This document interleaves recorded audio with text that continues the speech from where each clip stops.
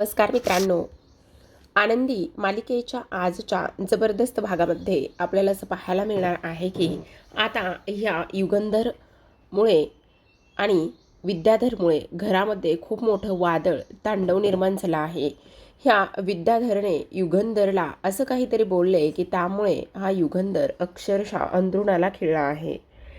एवढंच नाही तर शिल्पाने मात्र युगंधरच्या जवळसुद्धा जायचं नाही असं म्हणतच आनंदीला 4 हात लांब ठेवलेला आहे.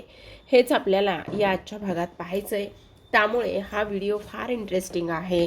नक्कीच एन्जॉय करा. तर आता प्रेक्षकांनो, इथे मालिकेच्या सुरुवातीला आपण पाहतोय हा विद्याधर मात्र युगंधरला म्हणत असतो, तुला तुझ्या बायकोच्या पाठीमागे खंबीरपणे उभं राहता आलं नाही. तुझी बायको ही घर सोडून निघून गेली आणि तू मात्र काहीच करू शकला नाहीयेस. तू तुझ्या बायकोची साथ दिली नाहीयेस. त्यामुळे ह्या सगळ्या गोष्टी झालेल्या आहेत. हे मात्र तुला लक्षात येत नाहीये का? असं सुद्धा तो इथे बोलत असतो. आणि त्यावेळेला मात्र आता इकडे सगळेजण त्याला थांबवण्याचा प्रयत्न करत असतात. एवढंच नाही तर इथे मात्र जेव्हा समिधा वहिनी या अंथरुणाला खिळल्या होता त्यावेळेला सुद्धा असंच काहीसं झालं होतं. पण ही गोष्ट मात्र तुला तेव्हा सुद्धा समजली नाही असं सुद्धा आता इकडे तो बोलू लागलेला असतो. त्यावेळेला मात्र इथे समिधा वहिनी अंथरुणाला खिळली होती. समिधा वहिनीला तुझी गरज होती, पण तू मात्र अजिबातच इथे हजर नव्हतास. ह्या सर्व गोष्टी फक्त आणि फक्त इथे तुझ्यामुळे झालेल्या आहेत. तू मूर्ख आहेस का असं इकडे तो बोलत असतो. आणि त्याहूनही सगळ्यात महत्त्वाचं म्हणजे की इकडे तू फॅक्टरीमध्ये नोटा छापत होतास आणि इकडे समिधा वहिनी अंथरुणाला खेळली होती. आता असं बोलल्याबरोबर इथे युगंधरला प्रचंड राग येतो. मग युगंधरला राग आल्यानंतर इकडे तो त्याची कॉलर पकडतो आणि कॉलर पकडल्यानंतर इथे तो म्हणत असतो, तुझी हे सगळं काही बोलण्याची हिंमत कशी झाली? सांग, तुझी इथे समिधाचं नाव घेण्याची हिंमत कशी झाली? तुला काय माहिती आहे? असं बोलत असतो. तेवढ्यातच आता इकडे मात्र हा विद्याधर म्हणत असतो, काहीही चुकीचं मी बोलत नाही. जे काही बोललो ना ते अगदी बरोबर बोललेलो आहे. ह्या सगळ्या गोष्टीला फक्त तू जबाबदार आहेस. हे सगळं फक्त तुझ्यामुळे झालेलं आहे. एक नवरा आणि एक बाप म्हणून तू फेल ठरलेला आहेस. अरे, नवरा म्हणून तर तू कोणतं कर्तव्य बजावलं नव्हतंस, पण आता मात्र तू इथे बाप म्हणून सुद्धा कोणतंही कर्तव्य तू व्यवस्थित पार पडलेलं नाहीस. ही गोष्ट मात्र तुला नीट समजायला हवी असं इकडे आता तो बोलत असतो. आता बाप म्हणून आणि नवरा म्हणून मी खरंच इथे योग्य ठरलो नाही का, किंवा पात्रात उतरलो नाही का, असा विचार युगंधरच्या मनामध्ये येऊ लागलेला असतो. आणि हा विचार जेव्हा युगंधरच्या मनामध्ये येतो त्यावेळेला मात्र इथे युगंधरला आता इकडे ते शब्द कानामध्ये घुमू लागलेले असतात. कशा पद्धतीने हा विद्याधर बोलला आणि कशा पद्धतीने त्याचा अपमान केला, ह्या सगळ्या गोष्टी आता इकडे त्याला दिसू लागलेल्या असतात डोळ्यासमोरच. मग डोळ्यासमोर ह्या सर्व गोष्टी दिसत असताना आता मात्र इथे विद्याधरची पकडलेली कॉलर ही युगंधरकडून सैल होऊ लागलेली असते. आणि सैल हात झाल्यानंतर आता मात्र पुढच्या क्षणाला हा जो काही युगंधर आहे तो युगंधर निंबाळकर खाली जमिनीवर पडतो. जेव्हा युगंधर निंबाळकर खाली जमिनीवर पडतो त्यावेळेला मात्र सगळ्यांना खूप मोठा धक्का इथे बसलेला असतो. सगळेजण आता इकडे चकित होऊनच पाहू लागलेले असतात. सगळेजण इथे खाली जमिनीवर पडलेल्या युगंधरकडे पाहतात. मग युगंधर युगंधर बाबा बाबा म्हणूनच सगळेजण ओरडत असतात. जेव्हा सगळेजण ओरडतात त्यावेळेला मात्र इथे आता कोणाला काय बोलावं काय नाही हे अजिबात कळत नसतं. सगळा काही इथे गोंधळ उडालेला असतो. आनंदी म्हणत असते की काय चाललेलं आहे हे सगळं, आणि त्याचबरोबर ह्या सगळ्या गोष्टी काय आहेत, काय झाले मला कुणी सांगणार आहे का? पण त्यावेळेला मात्र इथे छायाताई म्हणत असतात, मालक साहेबांना बहुतेक चक्कर आली आहे आणि मालक साहेब बहुतेक खाली पडले आहेत असं सुद्धा इकडे त्या सांगत असतात. मग बाबा बाबा उठा ना तुम्ही, बाबा तुम्हाला काही होणार नाही आहे, बाबा प्लीज तुम्ही उठा ना, अशा आवाजामध्ये सुद्धा मुलं आता इकडे बोलू लागलेले असतात. आणि त्यावेळेला आता आनंदीला मात्र युगंधरच्या खोलीकडे जायचं असतं. कारण युगंधरला आता खोलीमध्ये सर्वजण घेऊन गेलेले असतात. जेव्हा खोलीमध्ये ते सगळेजण घेऊन जातात त्यावेळेला मात्र इथे आनंदी आता एक एक जिना एक एक पायरी चढतच वरती जाण्याचा प्रयत्न करू लागलेले असते. जेव्हा हे सर्व काही होतं त्यावेळेला मात्र इथे आता आनंदी म्हणत असते, मालक साहेब काही जरी झालं ना तरीसुद्धा मला इकडे तुमच्याकडे यायचं आहे मालक साहेब, असं सुद्धा आता इकडे ती बोलत असते आणि एक एक पायरी चढण्याचं ती काम करत असते. आता इकडे युगंधरला त्याच्या खोलीमध्ये त्याच्या बेडवरती घेऊन जातात आणि जेव्हा त्याच्या खोलीमध्ये बेडवरती झोपवतात त्यावेळेला मात्र पृथ्वी म्हणत असतो, बाबा बाबा तुम्ही उठा ना, हे बघा बाबा तुम्हाला काही होणार नाही आहे, मी तुम्हाला काही होऊ देणार नाही आहे, प्रांजल तू पाय चोळ ना, पाय चोळ ना. मिताली म्हणत असते, बाबा बाबा उठा ना प्लीज बाबा, दादा काय झाले बाबाला, असं म्हणून तिघेही मुलं आता आरडाओरडा करू लागलेले असतात. ह्या सगळ्या गोष्टींचा त्यांना मात्र खूप जास्त त्रास होऊ लागलेला असतो. आनंदी तिथंपर्यंत जाऊन पोहोचलेली असते. जेव्हा आनंदी तिथे जाऊन पोहोचते त्यावेळेला मात्र शिल्पा आनंदीकडे पाहते आणि तिला प्रचंड राग येत असतो. ती स्पष्टपणे म्हणत असते, काय चाललेलं आहे तुझं, तुझी इथे येण्याची हिंमत कशी झाली, काय काय करतेस काय तू, असं इकडे ती बोलत असते. आणि तुला सांगितलं होतं ना इकडे तू अजिबात यायचं नाही आहेस म्हणून, आणि कशासाठी इथे आलेली आहेस, माझ्या भावाची आज इथे हीच तुझ्यामुळे अवस्था झालेली आहे. तेव्हा मात्र आनंदी म्हणत असते, मला एकदा मालक साहेबांना बोलू द्या ना, हे बघा प्लीज असं करू नका ना, असं करू नका ना. पण आता मात्र शिल्पा तिला धक्का देते आणि तिथे खाली बसायला सांगत असते. त्यानंतर शिल्पाने ताबडतोब डॉक्टरांना कॉल केलेला असतो आणि डॉक्टरांना कॉल करून इथे मी निंबाळकर हाऊसमधून बोलते, तुम्ही ताबडतोब या असं सुद्धा सांगितलेलं असतं. आनंदी मात्र आता तिथे टेबलला टेकून बसलेली असते, रडत असते आणि मालक साहेबांना भेटण्याची तिची सुद्धा फार इच्छा असते. दुसरीकडे आपण पाहतो आता विद्याधर अजूनच स्वतःला त्रास करून घेत असतो. त्याला असं वाटत असतं की जर आता मुलांना इकडे माझ्याबद्दल ह्या सगळ्या गोष्टी वाटल्या तर मग काय करायचं ते समजत नाही.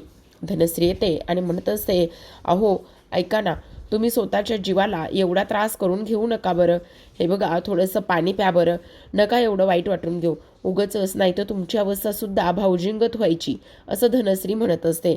तेवढ्यातच आता हा विद्याधर उठतो, धनश्रीच्या हातातला पाण्याचा ग्लास फेकून देतो आणि त्यानंतर मात्र इकडे तिला म्हणत असतो, धने काय बोलायलीस, डोक्यावर पडलीस काय, काय गे, गप्प बस, माझी अवस्था त्या युगंधरसारखी होणार आहे का, आणि मी एवढा वेडा आहे का की त्या माझी अवस्था युगंधरसारखी करून घ्यायला, आत्ता बोललीस पुन्हा बोलू नको समजलं का, असं म्हणून आता तो अजूनच टेन्शनमध्ये गेलेला असतो आणि म्हणत असतो, इथे नवऱ्याचे कपडे खराब झालेत, ते कपडे बदलायला दे मला पटकन. धनश्री म्हणत असते, हो मी तुम्हाला ताबडतोब एक शर्ट देते. मग धनश्री मात्र ताबडतोब आता इकडे एक शर्ट कपाटामध्ये शोधण्याचा प्रयत्न करत असते आणि कपाटामधून एक शर्ट काढून घेण्याचा तिला आता इकडे विद्याधरला द्यायचा असतो. दुसरीकडे आता शिल्पा डॉक्टरांशी बोलत असते आणि ताबडतोब या असं म्हणून सुद्धा सांगत असते. प्रांजल म्हणत असतो, दादा आपल्या बाबाला काही होणार तर नाही आहे ना, आपल्या बाबांना आपण हॉस्पिटलमध्ये घेऊन जायचं का.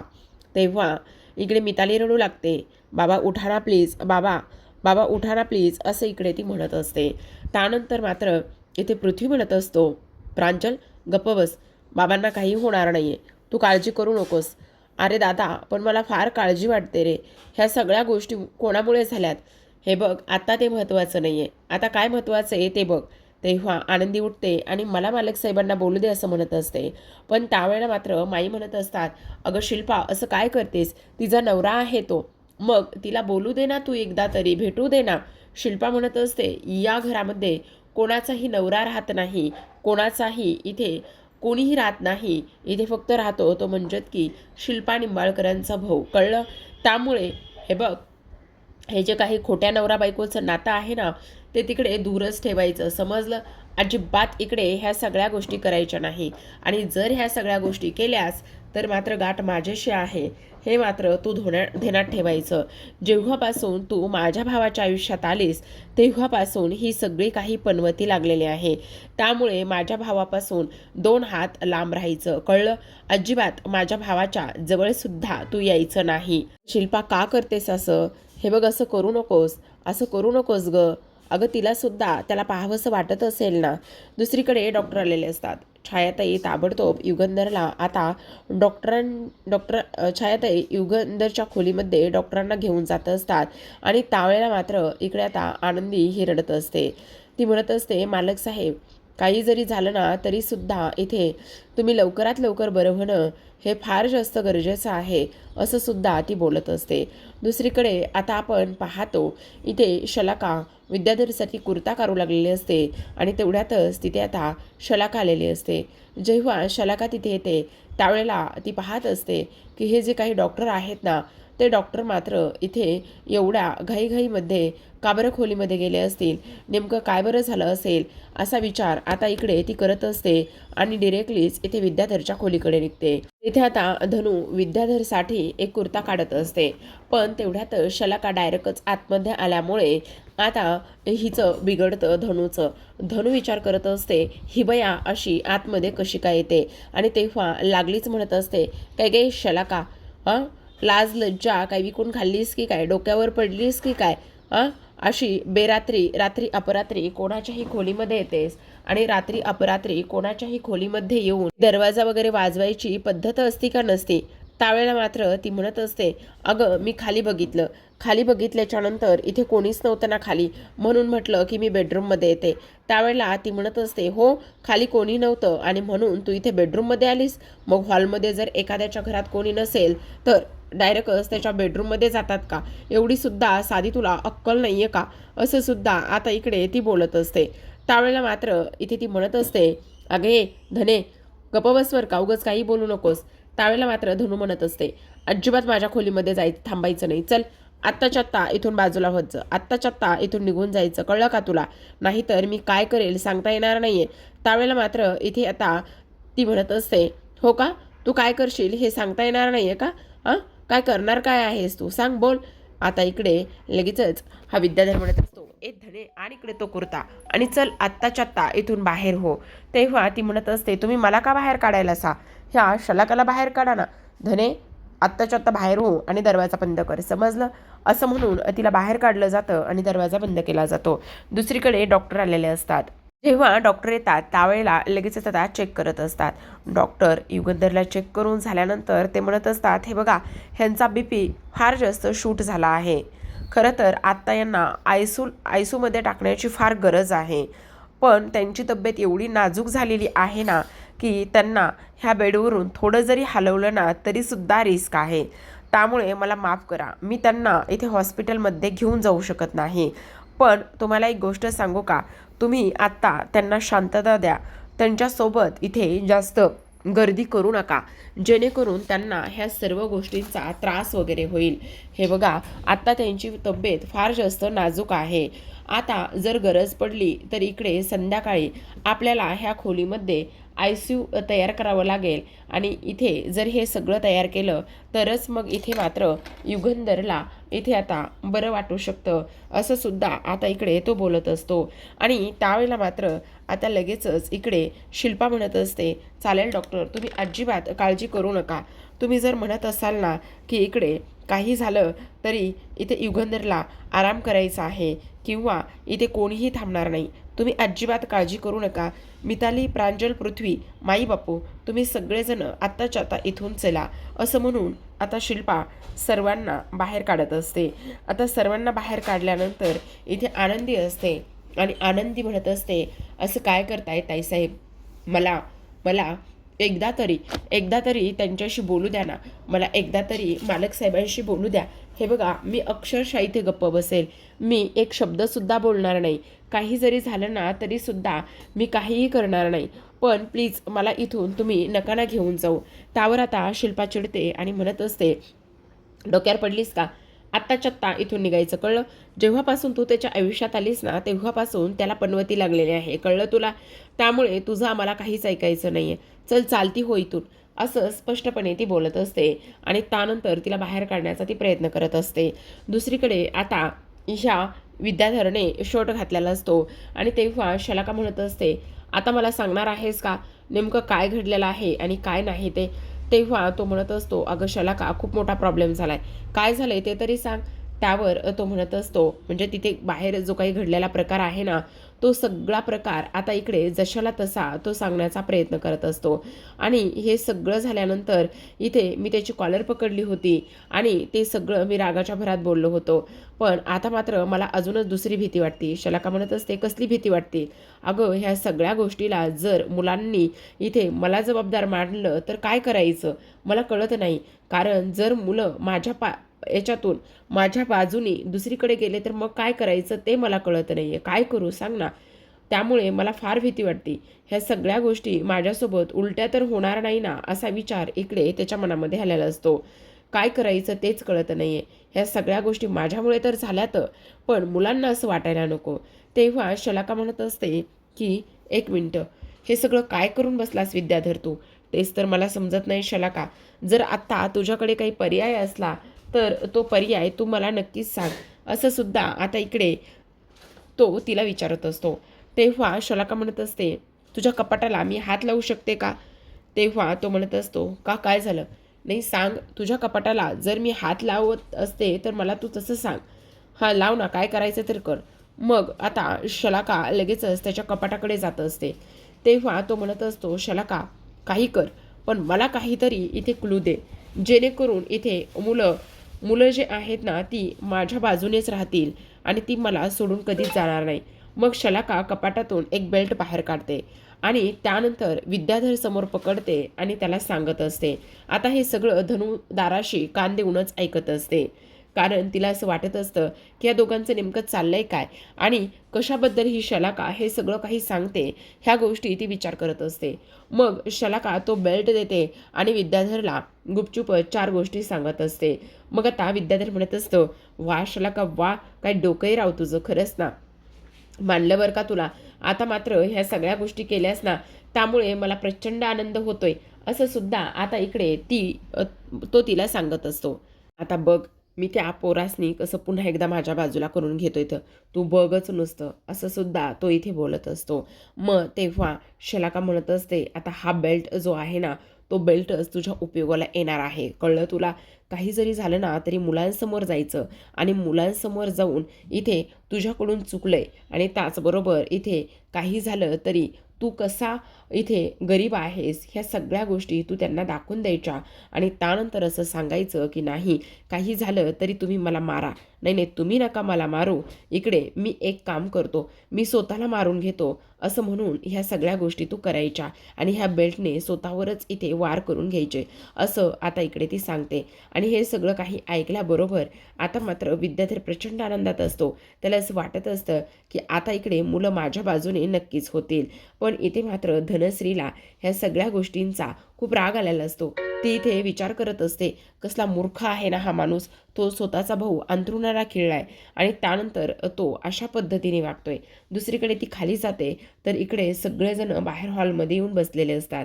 त्यावेळेला आता इकडे मिताली रडत असते, तर शिल्पा तिला समजवण्याचं काम करते आणि म्हणत असते, हे बघ, काळजी करू नकोस, सगळं कसं व्यवस्थित होईल, काळजी करायची अजिबातच गरज नाही. त्यावेळेला मात्र मिताली रडत असते. ती म्हणत असते, आता बाबांच्या बाबतीत हे सगळं काही झालंय, अगोदर आई आम्हाला सोडून गेली आणि त्यानंतर आता बाबासुद्धा आम्हाला सोडून जातील का? मिताली, तू वेडी आहेस का? युगंधरला काहीही होणार नाहीये, तो अगदी बरा होणार आहे, तू शांत बस बरं. तेव्हा मिताली म्हणत असते, कसं गप्प बसणार आहे सांग ना, कसं गप्प बसू? आज बाबांची अवस्था काय झाली ते साधे डोळे उघडून सुद्धा पाहत नाहीयेत. तेवढ्यातच विद्याधर येतो. विद्याधर तिथे असलेल्या टेबलवर तो बेल्ट ठेवतो. तर शिल्पा म्हणत असते, काय चाललंय विद्याधर तुझं? हा बेल्ट इथे घेऊन का बरं आला आहेस? तेव्हा तो म्हणत असतो, मिताली मिताली ऐक, तू ना आता मला ह्या बेल्टनी मार, काय मारायचं ना तेवढं तू मला मार. कारण तुला सांगू का, ह्या घरामध्ये काही जरी झालं ना तरी सर्व जो दोष आहे ना, तो दोष मात्र फक्त आणि फक्त इथे मलाच दिला जातो. त्यामुळे ना तुला जे काही करायचं आहे ना ते सगळं कर आणि मला जेवढं मारायचं आहे ना तेवढं तू मला मार. अरे इथे दादा दादा इथे कशालाही मलाच जबाबदार म्हणतोय, म्हणजे मला कळतच नाही आहे नेमकं काय चाललंय आणि काय नाही ते. आनंदी गायब झाली त्यालासुद्धा जबाबदार मीच. इथे आत्ता ह्या सगळ्या गोष्टी झाल्या, त्यालासुद्धा जबाबदार मीच. आता इकडे तो अंथरुणाला खिळला आहे, तर त्यालासुद्धा जबाबदार मीच. एक काम करा पोरांनो, तुम्ही ना तुमच्या काकाला मारून टाका. घे मिताली, मार मला, मार मार मार मला मार, असं म्हणून तिचे हात हातात घेत असतो आणि स्वतःच्या गालावरती चापटा तिच्या हाताने मारून घेत असतो. तेव्हा त्याला सर्वजण शांत करण्याचा प्रयत्न करतात आणि काय करतोयस तू, हे काय करतोयस, असे इकडे ते म्हणत असतात. प्रांजळ सुद्धा थांबवण्याचा प्रयत्न करतो. मिताली म्हणत असते, अरे काका तुझी काय चूक आहे ह्या सगळ्या गोष्टीमध्ये. मग आता शलाकाला फार आनंद झालेला असतो. ती मनामध्ये विचार करत असते, वा वा ड्रामेबाज आहे बरं का हा, खूपच जास्त आयडिया काय दिली, तर ह्याने तर पूर्ण माहोलच तसा पद्धतीने क्रिएट केला. आता मात्र इकडे तो म्हणत असतो, बघितलंच ना ताई, सगळ्या गोष्टी इथे माझ्या विरोधात होत आहेत. काही जरी झालं ना तरी ह्या सगळ्या गोष्टीला मी जबाबदार आहे. काही जरी झालं तरी हे विद्याधरणीच केलं असं सर्वांना वाटतंय ना. मग आता मी इथे राहून तरी काय करू. तसंही मला मारून टाका, मला जगायचंच नाहीये, मला राहायचंच नाहीये. तेव्हा मात्र आता मिताली म्हणत असते, काका हे बघ, असं काही नाहीये. ह्या सर्व गोष्टीमध्ये इथे तुझी काहीही चूक नाहीये. तू स्वतःला दोष देऊ नकोस. प्लीज काका तू शांत बस, असं सुद्धा आता इकडे मिताली म्हणत असते. मग तो म्हणत असतो, कसं गप्प बसू मिताली, सांग ना. आज तुम्हाला सुद्धा सेम तसंच वाटत असेल की ह्या सगळ्या गोष्टीमध्ये फक्त आणि फक्त मी जबाबदार आहे म्हणून, बरोबर की नाही. तुम्हाला सुद्धा असंच वाटत असेल ना की ह्या सगळ्या गोष्टी फक्त माझ्यामुळे होत आहेत म्हणून. तर मग मी जगून तरी काय करू, सांग ना.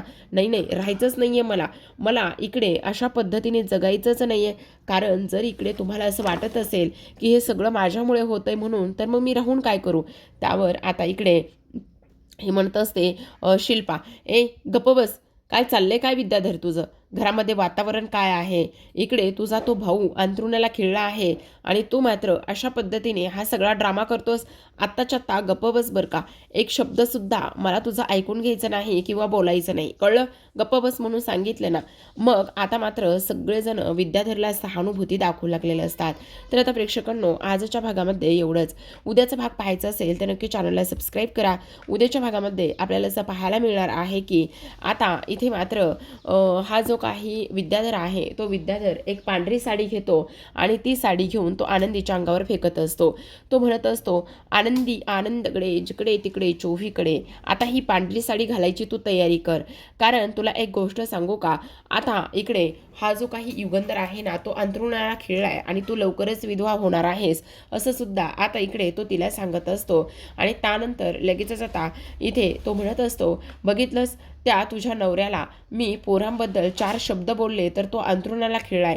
उद्या जर मी तुझ्यासोबत काही केलं आणि तुझ्याबद्दल काही 4 शब्द बोललो तर मग मात्र तो कायमचा या जगातून नाहीसा होईल, कायमचा ह्या जगातून उठून जाईल, बरोबर की नाही आनंदी. असं बोलल्याबरोबर आनंदीच्या डोळ्यातून पाणी उघडू लागलेलं असतं आणि गॅसवर ठेवलेला जो काही गरम तवा आहे, तो गरम तवा आनंदी हातामध्ये घेते आणि विद्याधरच्या सनकन कानाखाली वाजवत असते. जसा गरम तवा त्याच्या गालावर पडतो तसा हा विद्याधर मात्र ओरडायला लागलेला असतो, खाली जमिनीवर पडलेला असतो, त्याचा गाल लाल झालेला असतो आणि आनंदी म्हणत असते, जर माझ्या सौभाग्याबद्दल एखादाही वाईट शब्द बोललास तर आता तुला ह्या गरम तव्याचा चटका दिला आहे आणि पुढच्या वेळेला तर मी तुला अख्खं जाळून टाकेल. ही गोष्ट मात्र तू नीट लक्षात ठेवायची विद्याधर, समजलं. ह्या आनंदीच्या वाटेला जायचं नाहीयेस. आत्तापर्यंत केलंयस ते खूप केलं, पण आता नाही, कळलं. आनंदीचं हे रौद्ररूप धारण केलेलं पाहून विद्याधर तर पुरता इथे नरम पडलेला असतो, त्याच्या पायाखालची जमीन सरकलेली असते. आणि आता मात्र आनंदी कशी युगंधरची काळजी घेईल, काय करेल, हे पाहणं फार कमालीचं आहे. तर पाहत राहा आनंदी. भेटूया उद्याच्या भागात.